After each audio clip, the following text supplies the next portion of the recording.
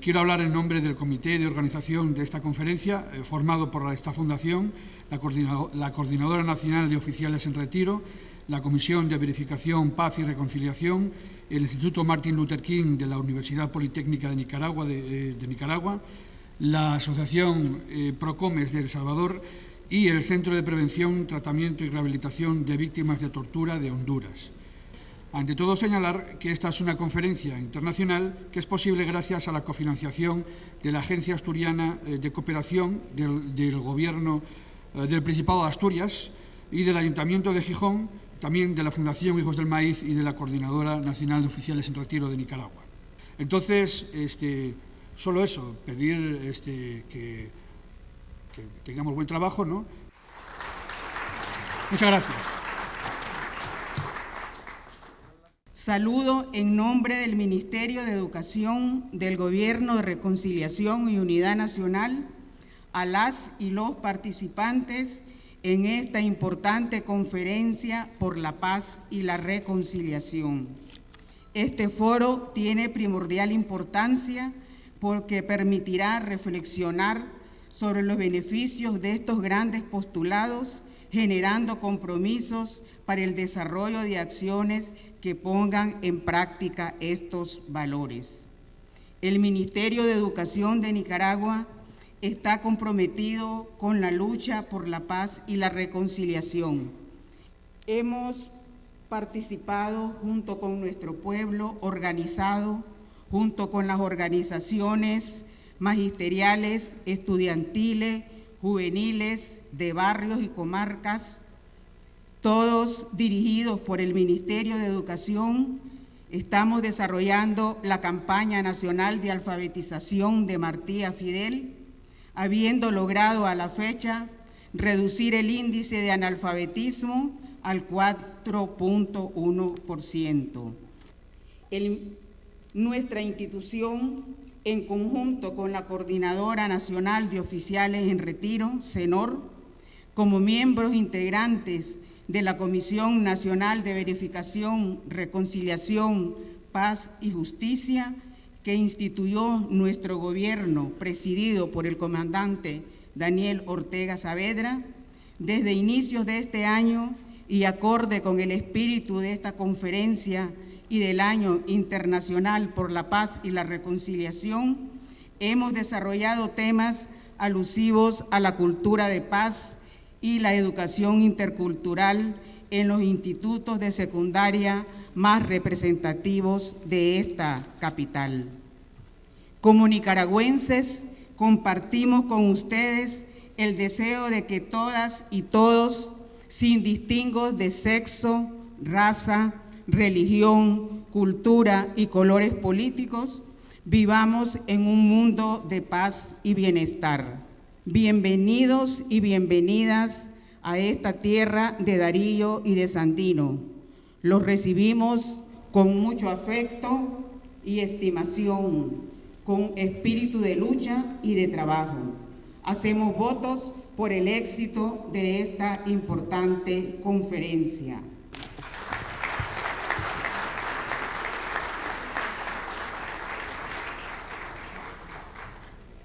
Somos una comunidad que tenemos a gala al ser francamente solidarios.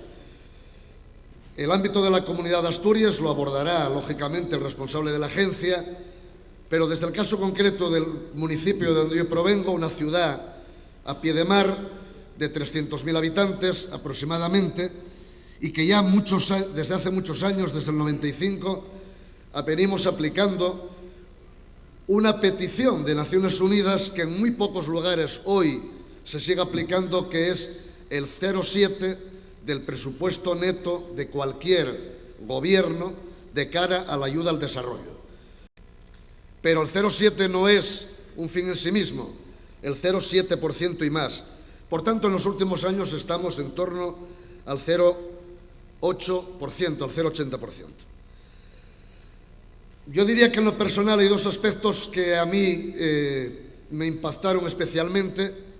Desde el punto de vista electoral hay muchísimas cosas más, evidentemente, pero desde el punto de vista electoral la pérdida del referéndum en España en relación a la OTAN fue algo realmente en lo personal, pero también para muchos millones de personas en España, algo que no nos creíamos que pudiera ocurrir, y ocurrió. Pero otra gran decepción de la que yo pude vivir fue la pérdida de elecciones en Nicaragua en el año 90. Jamás pensé que eso pudiera ocurrir, como tampoco pensé, o pensamos muchos, que pasados los años y casi en la segunda década del siglo XXI se pudiera dar un golpe de Estado nuevamente en estas latitudes, lo cual vuelve casi a indicar aquello que estaba olvidado, una república bananera, se dice por Europa. Y en esa disyuntiva, a nosotros, en España, que no estamos para dar lecciones a nadie, evidentemente, ni lo pretendemos, por supuesto, nos asalta una duda. ¿Las varas de medir en el ámbito de la política internacional son iguales para todo el mundo? ¿Es posible que con determinados países se aplique con dureza todo tipo de medida de bloqueo de lo que haga falta, y a otros países, caso de Honduras, sirva solo con condenar el golpe de Estado y poco más? Nosotros tenemos nuestros valores, nosotros defendemos los elementos de la paz, de la educación a la paz, por eso estamos aquí, pero también defendemos el internacionalismo y un mundo más justo y más igualitario y más social, más defensor del medio ambiente, un mundo que pelea por el alba frente al ALCA. Para nosotros, el celebrar el 50 aniversario de la Revolución Cubana en enero y en La Habana recientemente, en enero de 2009, y volver a estar aquí el 19 de julio con los 30 años de sandinismo, pues nos llena de orgullo y de satisfacción, y por eso decimos, no pasarán, ¡viva Nicaragua libre! Muchas gracias.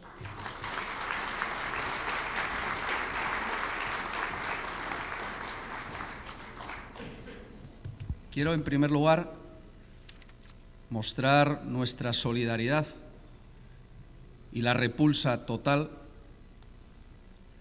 contra el golpe de Estado, solidaridad con el pueblo hondureño y repulsa del golpe de Estado cometido en Honduras. Golpe de Estado que no significa solo la vulneración de la soberanía del pueblo hondureño, no significa solo un golpe a la democracia, sino que pretende ser un ataque al ALBA y que pretende ser un ataque a los gobiernos progresistas que se están constituyendo en América Latina. No estamos en un momento cualquiera de la historia de la humanidad. Hoy nos enfrentamos a gravísimas crisis provocadas por el capitalismo. Crisis alimentaria, financiera, económica, medioambiental, social y, por supuesto, una profunda y grave crisis de los derechos humanos en medio de un cuestionamiento cada vez mayor a los organismos internacionales por su comportamiento francamente hipócrita y antidemocrático. Estamos frente a un sistema que no quiso distribuir su riqueza y que, sin embargo, ahora quiere socializar sus pérdidas. Entendemos, pues, desde el Gobierno de Asturias, la solidaridad, la cooperación al desarrollo y la defensa y promoción de los derechos humanos en época de crisis como un espacio de trabajo colectivo, de reflexión, de diálogo, propuesta y acción. Está claro que solamente la justicia social y una vida digna para todas las personas traerá la paz. Pero si humanos son los responsables de la situación de empobrecimiento, desigualdad e injusticia social en la que viven millones de personas en nuestro planeta, humanos y humanas podemos ser los que cambiemos y transformemos esta infame realidad. Déjenme que la parte final la dedique a Colombia. Desde el Gobierno del Principado de Asturias rechazamos cualquier tipo de acción militar que ponga en peligro la vida de las personas privadas de libertad y hacemos un llamamiento a las partes a que den los pasos necesarios para posibilitar el intercambio humanitario, que también puede abrir la puerta para acuerdos humanitarios más amplios que tengan como base el respeto integral al derecho internacional humanitario. Respaldamos el papel de la senadora Piedad Córdoba y con ella el de Colombianos y Colombianas por la Paz, el de Movimiento de Víctimas de Crímenes de Estado, a la Comisión Ética, a las iniciativas ciudadanas de diálogo, facilitación y mediación que representan a esa sociedad colombiana que busca la paz con justicia, ante quien nos ponemos a disposición en aras de aportar nuestra solidaridad, conocimiento y oficios que correspondan para la humanización del conflicto y la anhelada construcción de una paz justa. Acabo ya. Desde el Gobierno del Principado de Asturias estamos seguros que esta conferencia internacional va a ser un espacio de trabajo, reflexión, diálogo y propuesta fundamental en nuestro camino para elaborar un proyecto alternativo, para organizar la esperanza, para rescatar la utopía y para conseguir una paz con justicia social. Salud y muchas gracias por su paciencia.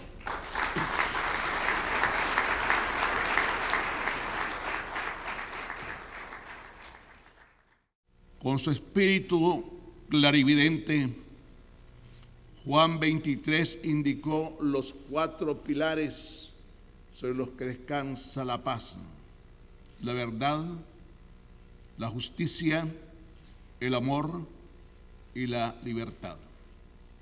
Juan Pablo II decía: que nadie se haga ilusiones de que la simple ausencia de guerra, aun siendo tan deseada, sea sinónimo de una paz duradera.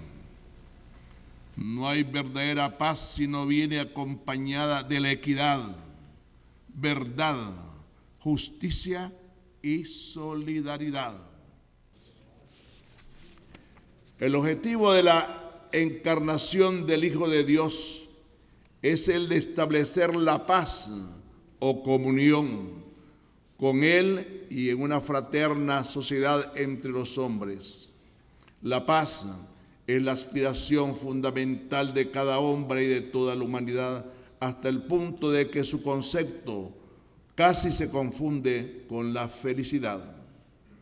La paz social solo puede resultar de una relación entre personas, grupos y naciones, basada en la justicia, en la lealtad y en el amor.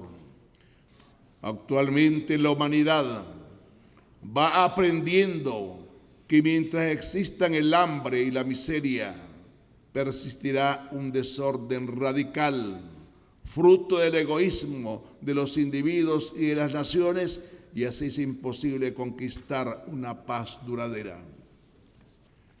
Crece en la humanidad la conciencia de esta verdad, y por eso vemos que se multiplican los organismos supranacionales dirigidos no tanto a imponer una falsa paz mediante la fuerza, sino para combatir las causas radicales de la intranquilidad, que son la injusticia social, la injusticia en la participación de las riquezas, en una palabra, el desorden.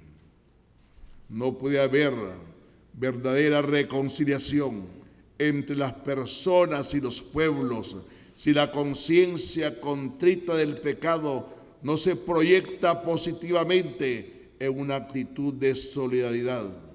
Donde hay solidaridad, ahí hay también reconciliación. Ambas se necesitan mutuamente. La paz es un don de Dios. Por ello también, pero ella también depende de nosotros. En nuestras manos está la llave para abrir con ella la puerta de la esperanza. Gracias.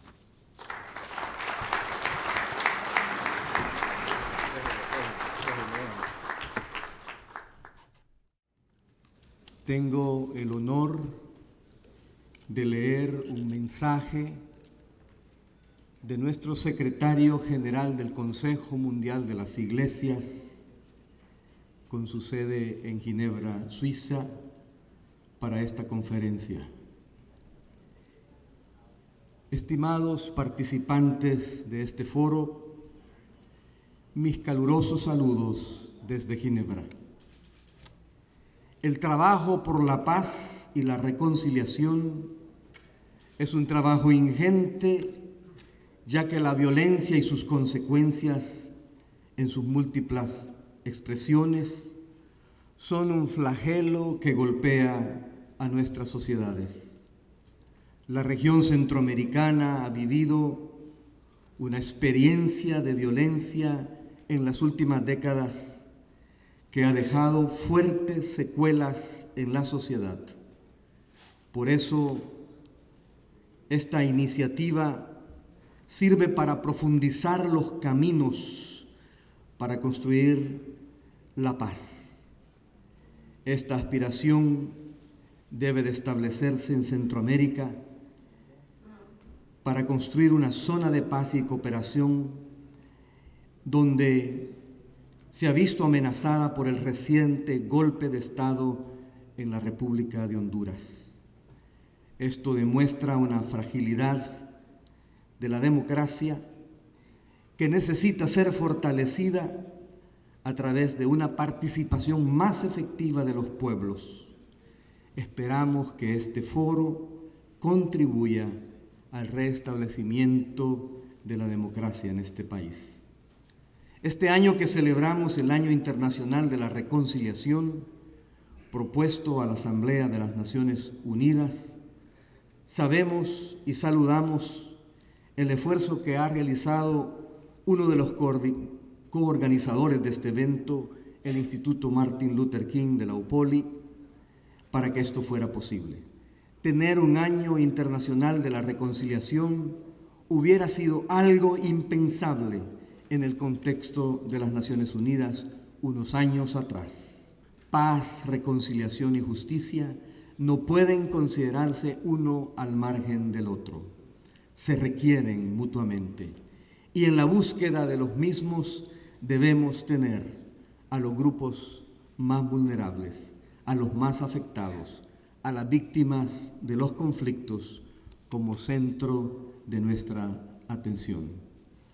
A través de este mismo esfuerzo hemos podido constatar cómo hombres y mujeres de todas las regiones del mundo se comprometen a trabajar juntos porque sea posible la reconciliación y la paz. Este foro que convoca a aquellos y aquellas que vivieron en carne propia las confrontaciones armadas, como tales, tienen el rol de participar para que se cumpla este trabajo por la paz y la reconciliación en favor de nuestros pueblos. Con mis deseos de que los objetivos de este foro sean plenamente alcanzados, me despido fraternalmente deseando la paz y justicia para sus pueblos. Reverendo Doctor Samuel Covia, Secretario General del Consejo Mundial de Iglesias. Muchas gracias.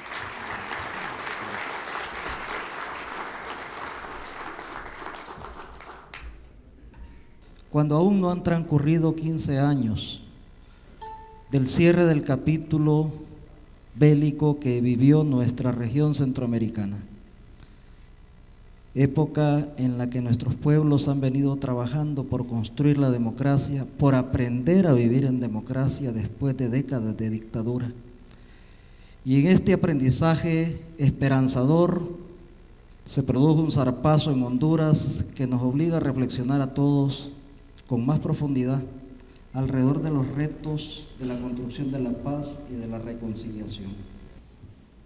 Tenemos una pequeña variante en nuestro programa y por su importancia se abre el espacio a este pleno para escuchar las palabras del señor Alan Fajardo Reina, ministro asesor del presidente Manuel Zelaya, que se encuentra con nosotros y a quien invito a que nos acompañe en este estrado.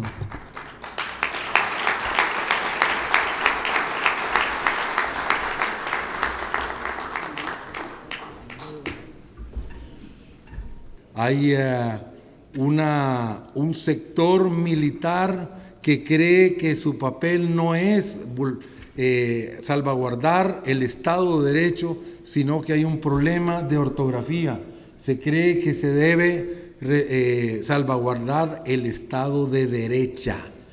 Y se está planteando algo que hemos planteado en otros momentos, que es que se ha pasado de un fenómeno de politización de lo judicial, se está pasando a la judicialización de la política, la utilización de mecanismos judiciales, pretendidamente judiciales, con cobertura, aspecto, argumentación judicial para dirimir conflictos políticos. La derecha de nuestro país, los grupos oligárquicos de poder tantas veces denunciados por el presidente Zelaya, no podían permitir que emergiera un líder político como el presidente Zelaya con una encuesta donde, según todas las previsiones, iba a participar más del 50% de la población mayor de edad, y donde, según las proyecciones también, más del 70% iba a decir que sí, iba a quedar fortalecido su liderazgo. Entonces hay violaciones del Estado de Derecho por todos lados permanentemente. Se puso toque de queda los primeros días sin que hubiera ningún texto jurídico, ningún decreto del Ejecutivo refrendado por el Legislativo apoyando, y sin embargo se puso toque de queda. Hasta como los 3-4 días se hizo legalmente. Luego el toque de queda en la capital funciona de acuerdo a cómo se decreta, pero en las diversas ciudades y poblados rurales hacen lo que quieren. En la Ciudad del Progreso ha estado funcionando más o menos 12 horas, ¿verdad?, que es un centro de resistencia. Entonces, agradecemos nosotros las muestras de solidaridad. El presidente agradece por nuestro medio las muestras de solidaridad con la restitución del orden jurídico en Honduras. Debe haber un mensaje claro de la comunidad internacional para restituir el orden constitucional, que es la única salida viable. Muchas gracias.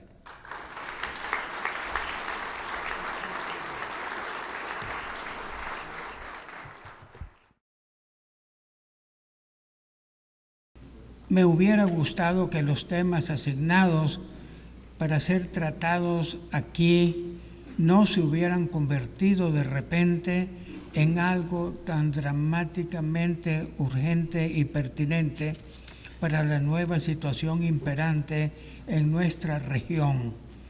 Pues la verdad es que los avances en el camino de la reconciliación y de la paz que creíamos ya consolidados están sufriendo un retroceso. Es amargamente irónico que estos hechos ocurran en el Año Internacional de la Reconciliación. Hoy me han pedido que trate la importante cuestión de la función de las Naciones Unidas y su papel en todo lo concerniente a la paz y la reconciliación. La reconciliación que el mundo necesita tendrá que ser una triple reconciliación. La primera tendría que ser con nuestro Creador. La segunda, entre nosotros los humanos, y particularmente con los desamparados, los que tienen hambre y sed de justicia, con las mujeres víctimas de la violencia intrafamiliar y con todas las víctimas del tráfico humano. Finalmente, la tercera reconciliación debe ser entre los humanos y nuestra Madre Tierra, que incluye todos los seres vivientes en la naturaleza circundante. Mi mandato ha coincidido con el desarrollo de la mayor crisis en la historia de las Naciones Unidas. Sufrimos de un profundo raquitismo moral y espiritual a que los antivalores de la cultura dominante nos han llevado.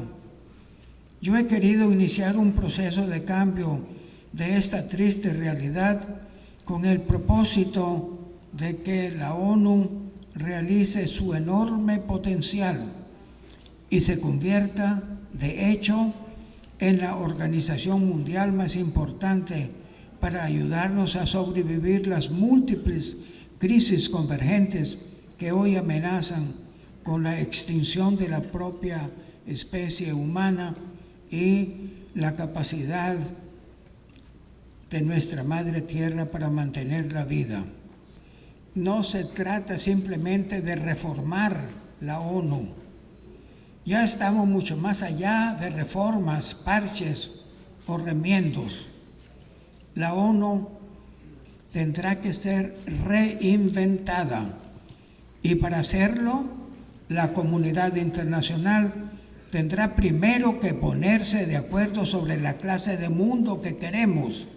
Solo cuando se haya logrado esto, estaremos en condiciones de crear una organización capaz de apuntalar, de apoyar, de servir como contrafuerte y promover ese otro mundo posible que anhelamos y que desesperadamente necesitamos para sobrevivir el insensato y suicida egoísmo entronizado por la cultura dominante. Al ser humano se le ha asignado un papel importantísimo en la creación. Somos mayordomos encargados de proteger la vida y de administrarlo todo a favor de todos, pero nos hemos rebelado. No queremos seguir siendo mayordomos, queremos ser propietarios, dueños y señores de todo lo que ya hayamos logrado acaparar y de lo que aún pertenece en la lista o permanece en la lista de nuestros intereses.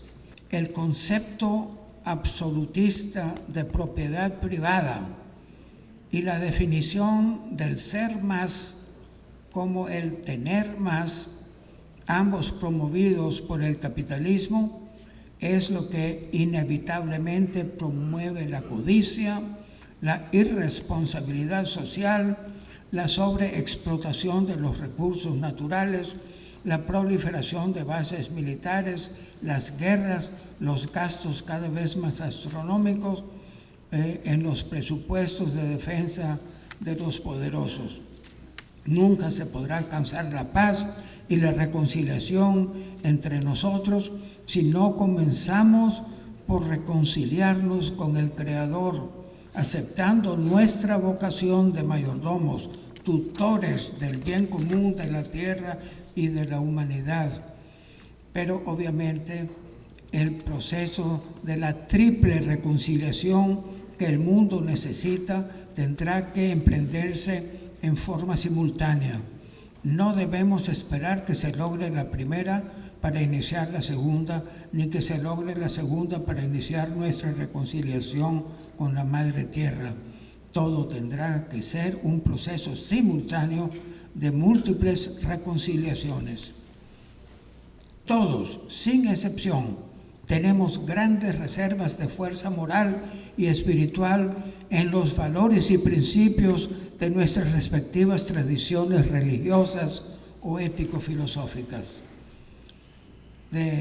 Es de esas grandes reservas morales y espirituales de donde debemos sacar la fuerza necesaria para enfrentar con heroísmo y efectividad los grandes y gravísimos problemas que actualmente amenazan con la extinción de la especie humana y la sostenibilidad de la vida en la Tierra. Como ustedes bien saben, en la ONU se aprueban gran cantidad de resoluciones sobre todos estos problemas acuciantes, pero los Estados miembros no parecen tener la energía espiritual requerida para desarrollar su voluntad política que permita dar el salto indispensable de resoluciones a acciones.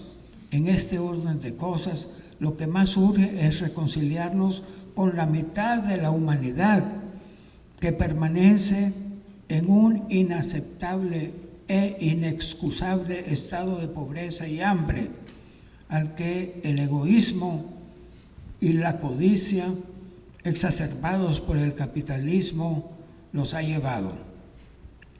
Durante mi mandato dedicamos mucho tiempo y energía para lograr que a la Asamblea